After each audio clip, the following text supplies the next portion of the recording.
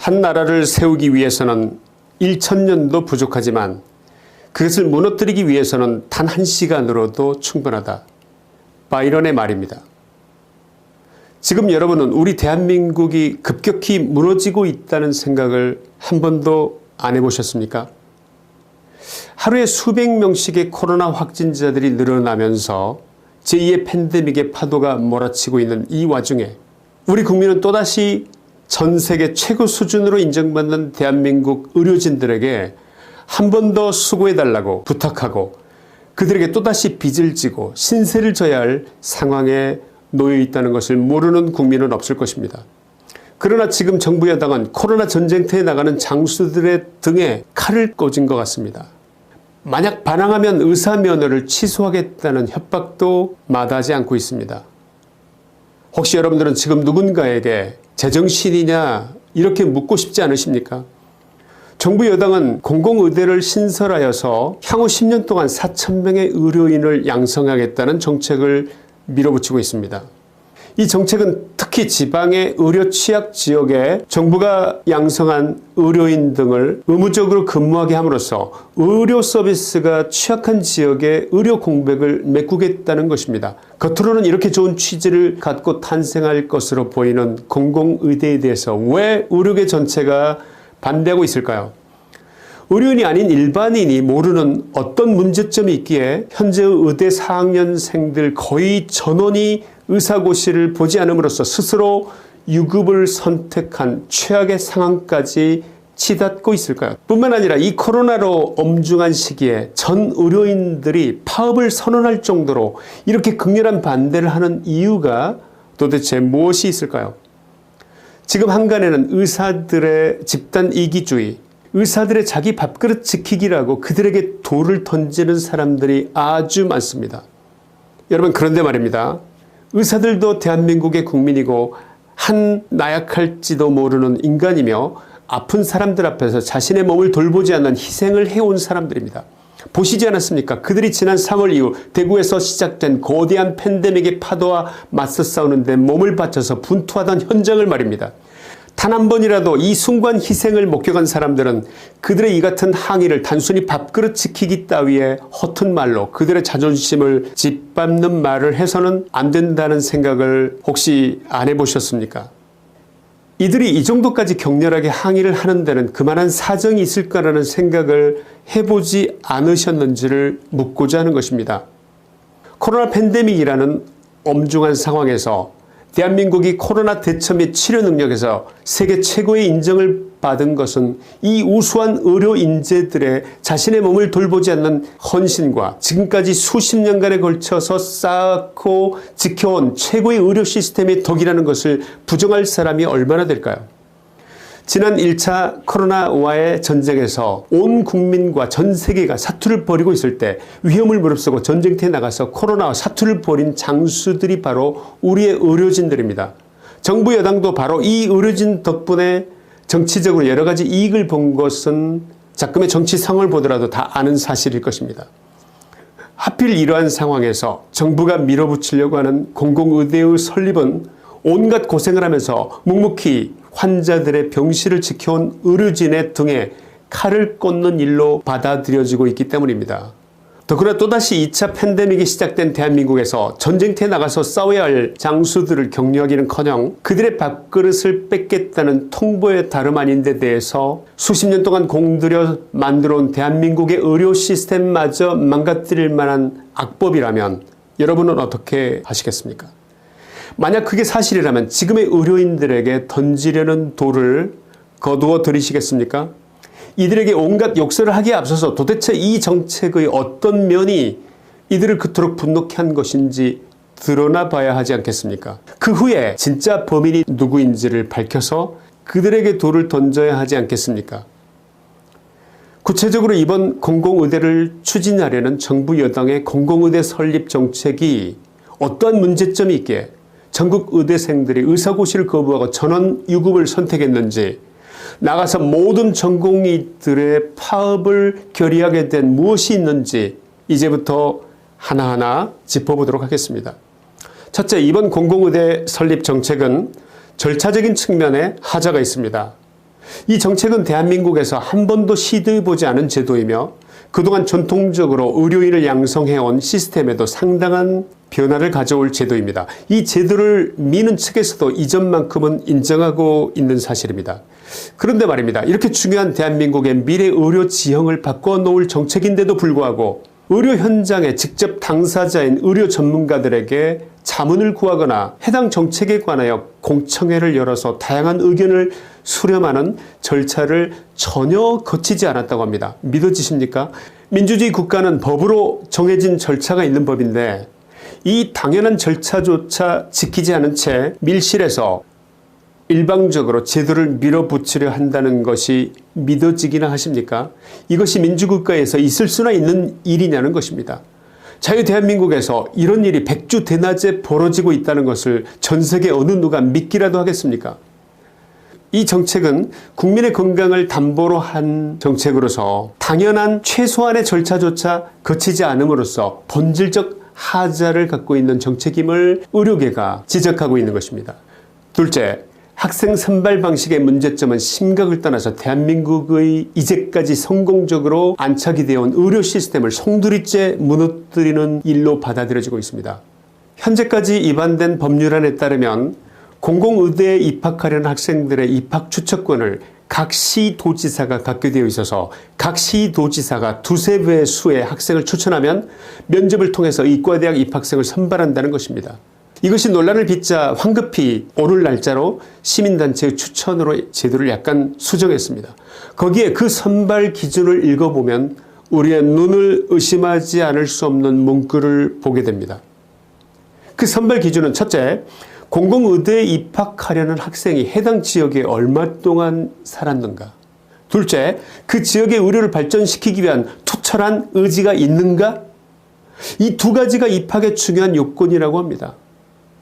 여러분, 다른 학과와 달리 의사가 되려는 학생은 의학 공부를 하는 데 있어서 거쳐야 하는 수많은 난해한 과목들을 이해하고 소화해서 장차 인간의 생명과 직결되는 지식을 갖춰야 되기 때문에 그 학생의 지적 학습 능력이 절대적으로 중요하다고 할 것입니다. 그런데 의학 과정을 소화할 지적 능력이 되는지 안 되는지 보다는 그동안 논란이 되었던 조국 딸의 경우처럼 아빠 찬스를 양성화하고 제도하는, 그래서 시도지사의 인맥이 닿는 또는 시민단체와 인연이 닿는 소위 도리꽃백 있는 사회 기득권층 인사들의 자식들에게 보다 많은 기회가 돌아갈 것이 빤히 보이는 정책이 이 백주대낮에 국민의 기회균등의 권리를 도둑처럼 강도처럼 빼앗아버리는 정책이 이 대한민국에 있다는 게 이게 믿어지십니까? 이게 소위 국가를 경영한다는 사람들이 제정신으로 만든 제도인지 우리의 눈과 귀를 의심하지 않을 수 없습니다.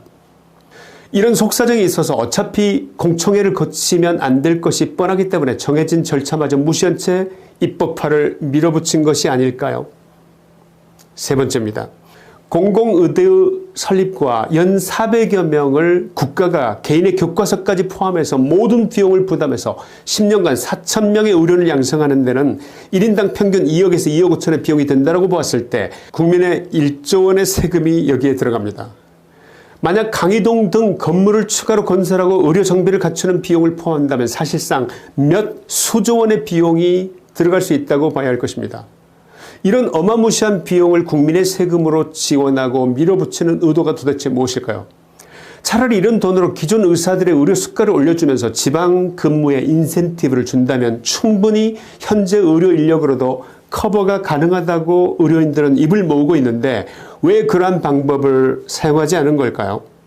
정책을 밀어붙이는 자들은 한국의 인구 대비 의사의 숫자가 OECD 국가 평균에 비해서 낮다는 것입니다.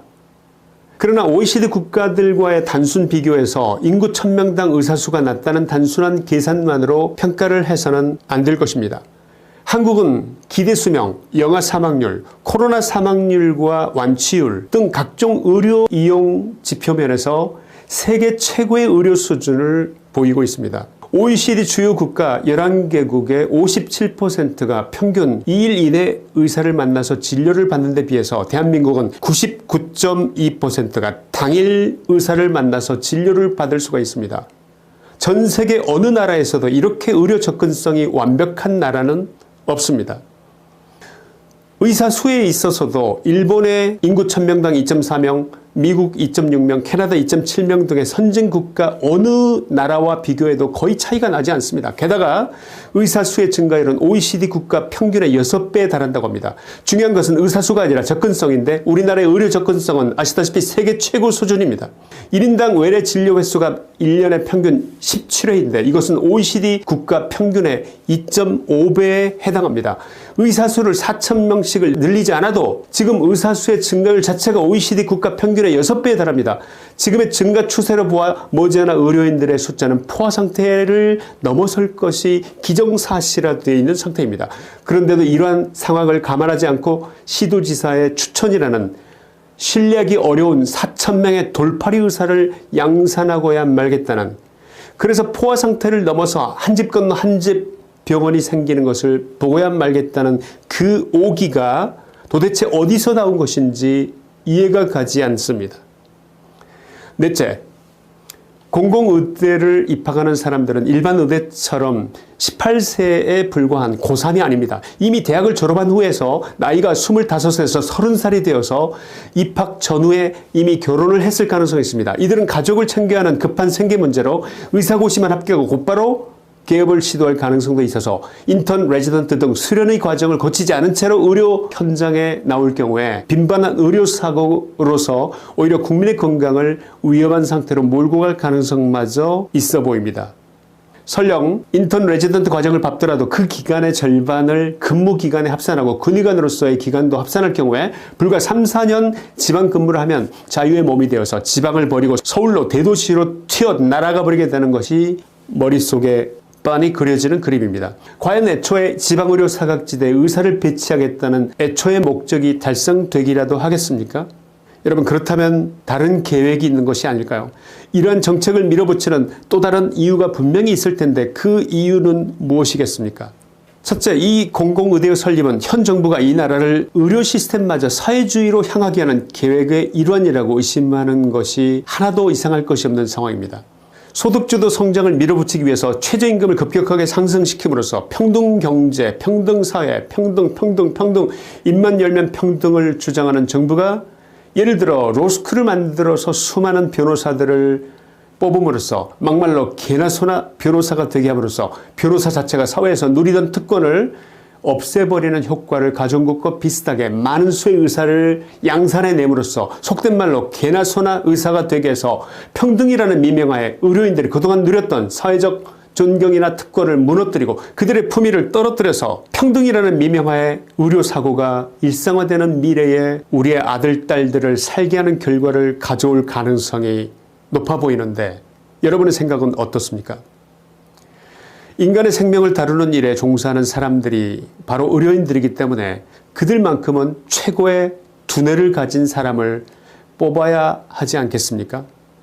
만약 여러분의 가족 중 어떤 사람이 중요한 수술을 받아야 한다고 합시다. 시도지사의 추천 또는 시민단체의 추천을 받아서 의사가 된 그 지역에 오래 거주했기 때문에 뽑힌 실력이 검증되기보다는 아빠 찬스로 의사가 된 누군가에게 가족의 목숨을 맡기시겠습니까? 아니면 제대로 된 의과대학을 정상적으로 졸업해서 수련의 과정을 치열하게 마친 실력 있는 의사에게 나의 피부치 가족을 맡기시겠습니까?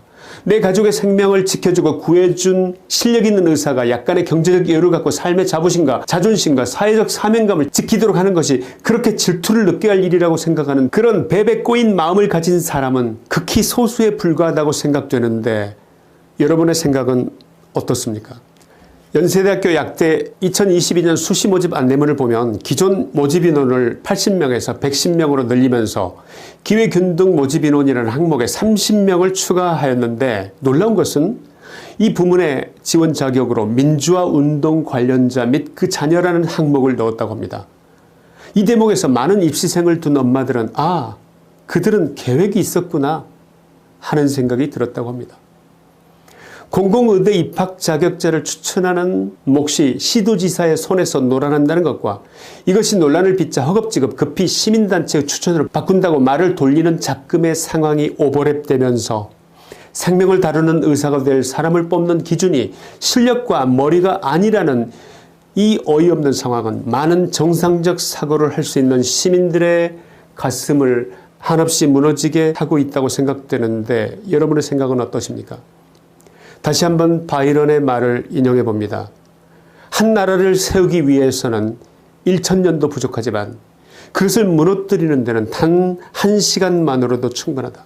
여러분들 가운데서 코로나에 걸리지 않을 자신이 있는 분들은 지금 의사고시를 포기하고 유급을 당한 예비 의사들에게 돌을 던지시기 바랍니다. 자신의 생명이나 내 자녀의 생명이나 내 부모의 생명이 위태로워질 일이 절대 생기지 않을 거라고 자신하는 분들이 계시다면 이 파업을 선택한 의사들에게 돌을 던지시기 바랍니다. 김치환의 시사이다였습니다. 감사합니다.